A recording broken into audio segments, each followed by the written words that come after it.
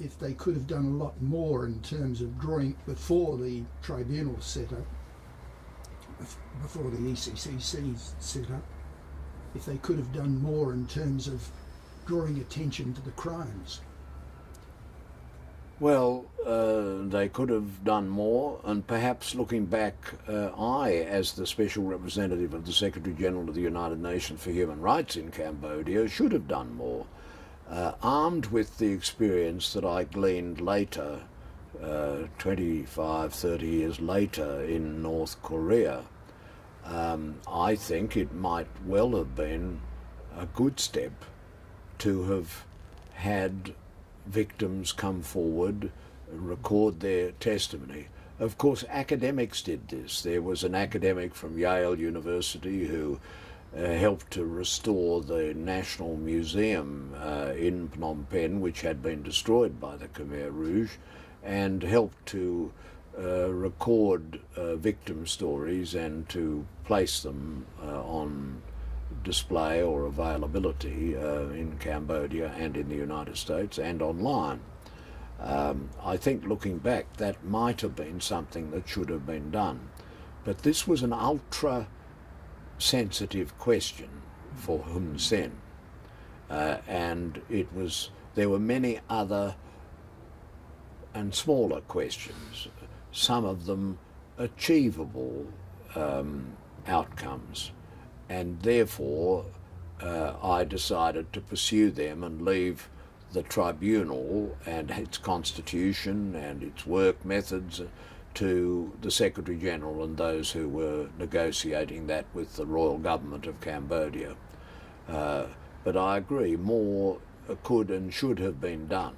And looking back on the work in North Korea, I do feel that though we didn't get a tribunal, as was obtained in Cambodia, the pains we took to record the testimony and to put it online was a very important part of giving a measure of response of the international community to the crimes against humanity which I believe occurred there. And maybe that is something which, so long as the P5 problem remains and it's impossible to create United Nations tribunals that can address the issues of war crimes, genocide, crimes against humanity, the very least we need to do is to record the stories,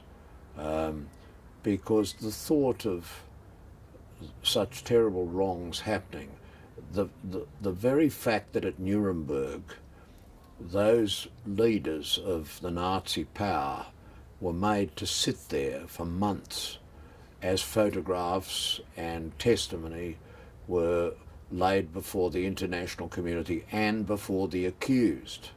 That was itself a kind of Runnymede moment. It was a kind of beginning of a hope of a new regime of accountability. And it's so easy to try to get a quick peace and get on with things and turn away from the past. And the past is so terribly painful, and divided families and divided communities and minorities, that's an understandable human reaction, but it's not a good reaction, and it's not a reaction that conforms to international human rights law, which demands, yes, you must get on with life, yes, you must preserve the human rights of those who are living, including those who are accused of great crimes. You must respect their human right to proper trial processes. But not to have accountability is going to leave a great stain on the minds of people in the society concerned. And I know just from my partner, who is my age and therefore was a young boy after the occupation of the Netherlands during the war, he had no power whatever to affect how adults were then dealing with that situation. But he remembers vividly the debates that were raging in civil society in the Netherlands immediately after the war, and the fact that there were enough people who knew how great the crimes were that were done, not just by Germans, but by people and officials of the Netherlands. The Netherlands is a society which is in love with honesty, and therefore it tries to face up to these things. Most societies, including, I should say, my own Australia, and most Anglo societies, have got a healthier dose of hypocrisy, and they therefore don't tend to want to go there. But going there is important if we are to avoid repeating the crimes of the past, particularly the great crimes: genocide, war crimes, crimes against humanity. Thank you. I guess I think you were quite hard on yourself for not setting up some forum. No, but you learn for from your stories. experience. You learn from your experience, and I think what we did in North Korea was as much as we could do without the intervention of the Security Council. As it happens, producing our report, which everyone agrees was a gold standard report of the United Nations on North Korea, presenting that report at least was powerful enough to convince the P5, including the People's Republic of China and the Russian Federation, to impose increasing sanctions on North Korea. It was those sanctions which brought North Korea to the conference table about its nuclear weapons. Those nuclear weapons are themselves a great problem for human rights and a great danger to the region and the world, and therefore to that extent, to the extent that our report contributed to the change of thinking in countries that are aligned with North Korea, we contributed. And how did we do that?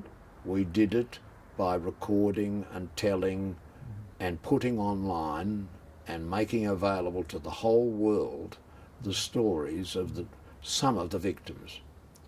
There weren't many of the victims, but Nuremberg actually taught us that you don't have to have all the victims in order to get the message over. And I think that did contribute to the steps taken by the United Nations, and that is a good thing that happened.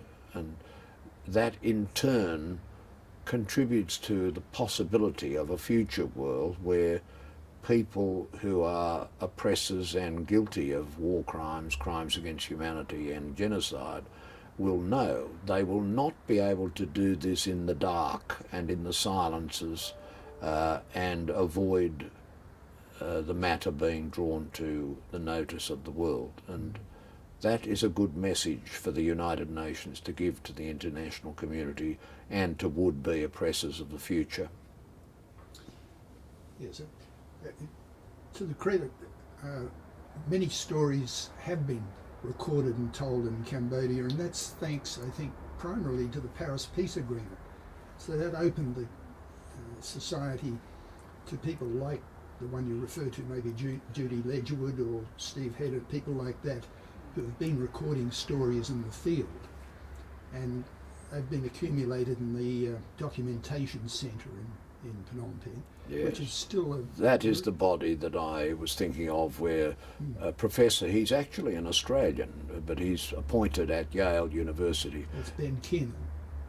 Ben Kiernan. Yes. Yes. He took a leading part because he saw more quickly than I did, and he was right. But I then saw it later for North Korea, the importance of recording the histories, and that is continuing. The United Nations, after the end of the work of the Commission of Inquiry on North Korea, agreed to one of our proposals to set up an office, a permanent office in Seoul, in the Republic of Korea, South Korea, and that is there, and it is continuing to receive and collect and record the history, because the people of Korea need to know their own history. And when ultimately the division of the peninsula, which was never decided by the people of Korea, is over, there will be records that will tell the great wrongs that happened there, and though it will not be as good as it would have been if it had been a trial like Nuremberg, it's the next best thing. Okay? Yes, but It's just 12 before you noon. go, you've been very generous. Can I just get one other angle? If you stay where you are, please.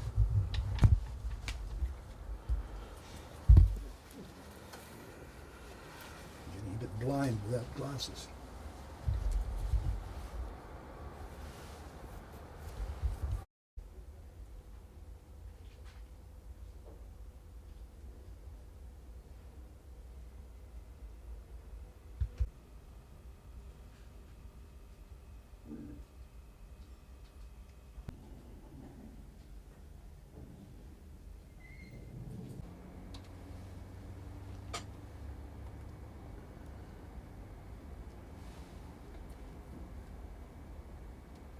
That's enough.